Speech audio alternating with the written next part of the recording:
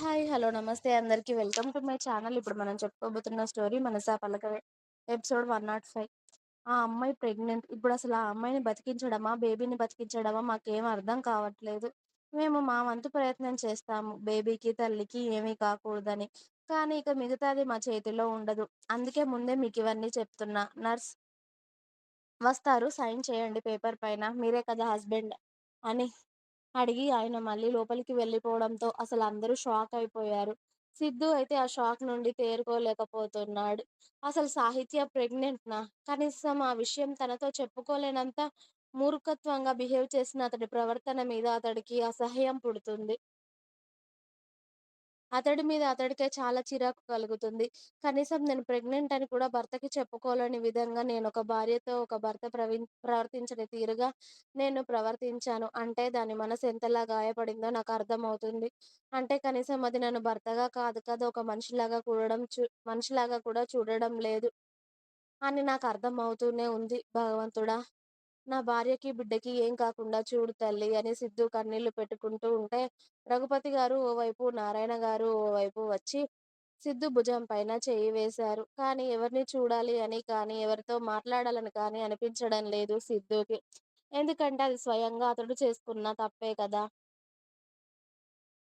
కనీసం ఆమెతో నార్మల్‌గా మాట్లాడున్నా కూడా ప్రెగ్నెన్సీ విషయం అతడికి చెప్పేదేమో. అసలతడంటేనే అసహ్యం పుట్టేలా ప్రవర్తించాడు సిద్ధు. సాహిత్యతో. కాబట్టి ఆమె ఏ విషయం కూడా అతడితో షేర్ చేసుకోవడం లేదు. అసలు అతడితో ఒక మాట కూడా మాట్లాడడమే మానేసింది. ఇక ఇంత పెద్ద విషయం ఎలా చెప్తుంది? అందుకే చెప్పలేదు. కానీ ఇప్పుడు అతడు భార్య, బిడ్డ ఇద్దరు ప్రాణాపాయంలో ఉన్నారంటే అతడికి అసలేం చేయాలో తోచడం లేదు. అందుకే దూరంగా ఉండమన్నానే. నాకు దగ్గరైతే ఇలాంటి పరిణామాలు ఎదురవుతాయని. ఇప్పుడు నీతో పాటు మన బిడ్డకి కూడా ప్రమాదమే నేను నీకు దగ్గరైనందుకు. ఇందులో ఏదైనా తప్పుంటే నాది మాత్రమే. అన్నీ తెలిసి సాహిత్యకి దగ్గరయ్యాను. అది కూడా నాకేమైందో తెలియని స్థితిలో. ప్లీజ్ భగవంతుడా! ఇందులో ఏదైనా తప్పుంటే అది నాకు విధించు. నా భార్య, బిడ్డ మాత్రం బతకాలి. వాళ్ళిద్దరికీ ఏం కాకూడదు. ఇద్దరు క్షేమంగా ఉండాలి. ఇద్దరు బావుండాలి. ఒకవేళ బేబీకి ఏమైనా అయినా కానీ సాహిత్యకి నేను మొహం చూపించుకోలేను తనకి జీవితంలో. ప్లీజ్ తండ్రి నా బిడ్డ బావుండాలి, భార్య బావుండాలని తన మనసులో ఎన్ని వేల దేవుళ్ళకి మొక్కుకుంటున్నాడో సిద్ధుకి మాత్రమే తెలుసు. అదేంటి నాన్న సాహిత్య ప్రెగ్నెంట్ అన్న విషయం ఎన్ని రోజులైనా నీకు తెలియదా? నీకు చెప్పలేదా? లేకపోతే అసలు తనకి కూడా తెలియదా? ఏం జరిగింది నాన్న? అని అడిగారు త్రివేణి గారు కొడుకు దగ్గరికి వచ్చి.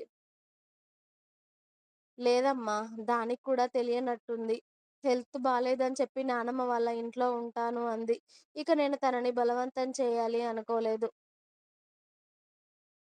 వాళ్ళ అమ్మ వాళ్ళు గుర్తొచ్చారేమో తనకి, నచ్చినన్ని రోజులు ఉండనివ్వు అక్కడ అనుకున్నాను.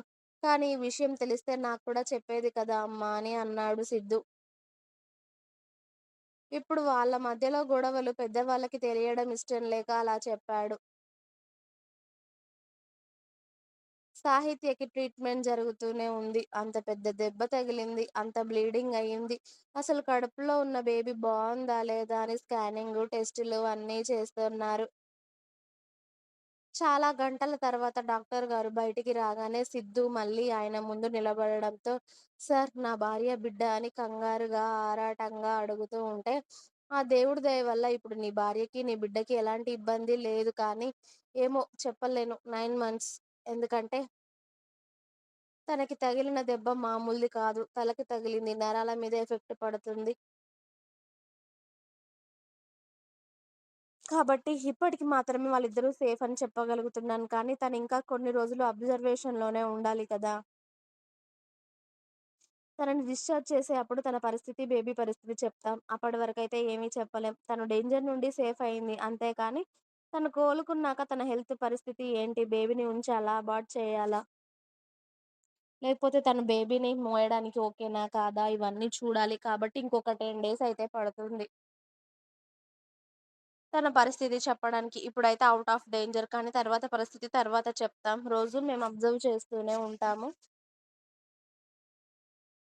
తన తనని మేము చెక్ చేస్తూనే ఉంటాం. కంగారు పడకండి. తన ప్రాణాలైతే కాపాడగలిగాం. కానీ స్టిచెస్ చాలానే పడ్డాయి హెడ్‌కి. తనకిప్పుడు అప్పుడే మెలకువ కూడా రాదు. ఒకవేళ ఆ అమ్మాయికి ప్రెగ్నెన్సీ అన్న విషయం తెలిస్తే ముందు తను లేవగానే బేబీకేమైందా అని కంగారు పడుతుంది. తను కంగారు పడకుండా,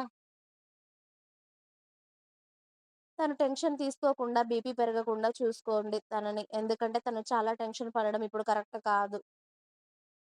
బీపీ హై అవుతుంది. సరేనా? కాస్త జాగ్రత్తగా కాపాడాలి ఈ టైంలో అని సాహిత్య గురించి 100 జాగ్రత్తలు చెప్పారు డాక్టర్ గారు.